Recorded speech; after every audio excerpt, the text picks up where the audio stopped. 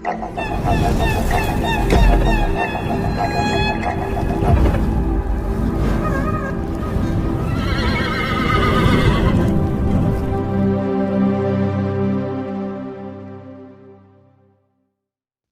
సీక్వెల్గా Pushpa the rule movie తెరకెక్కుతోన్న సంగతి తెలిసిందే.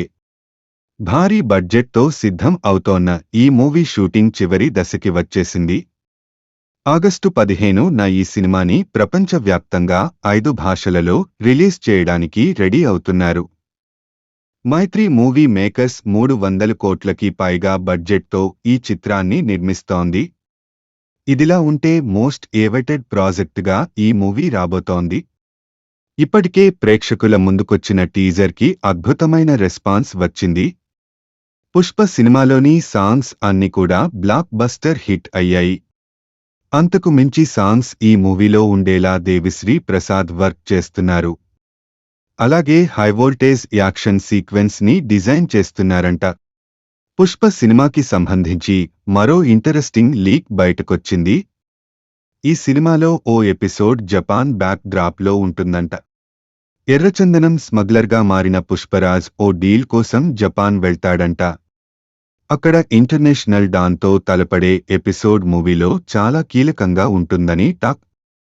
Powerful action బ్లాక్స్తో ఈ సీక్వెన్స్ ని సుకుమార్ డిజైన్ చేసినట్లు బోగట్టా. ఇలాంటి ఎపిసోడ్స్ మూవీలో చాలా ఉంటాయనే మాట వినిపిస్తోంది.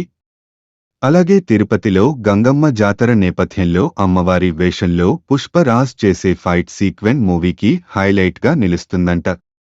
సుకుమార్ ఈ సినిమాని మాత్రం అడ్వాన్స్ మోడ్లోకి వెళ్లి హై స్టాండర్డ్స్లో సన్నివేశాలు డిజైన్ చేశారంట. హింసాత్మక సన్నివేశాలు ఎక్కువగా ఉంటాయని టాక్.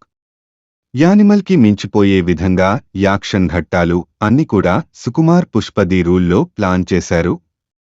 ఈ సినిమాతో వరల్డ్ వైడ్గా 1000 కోట్ల గ్రాస్ అందుకోవాలని సుకుమార్ ప్లాన్ చేశాడు. అలాగే అల్లు అర్జున్ స్టామినాకి కూడా స్ట్రాంగ్గా రిప్రజెంట్ చేసే విధంగా కథనం పుష్ప ది రూల్ సినిమాలో ఆవిష్కరించినట్లు ఇండస్ట్రీ వర్గాల మాట.